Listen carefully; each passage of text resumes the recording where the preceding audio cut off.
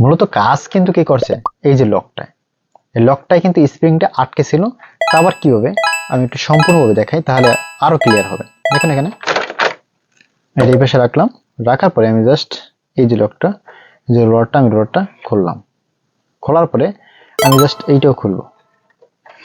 এখানে just spring আছে, যদিও পরেও যেতে পারে, তবু দেখানোর সুবিধার্থে আমি একটু কষ্ট করে খুলি, যেন আপনারা এই বিষয়টা একদম সম্পূর্ণভাবে ক্লিয়ার হতে পারেন।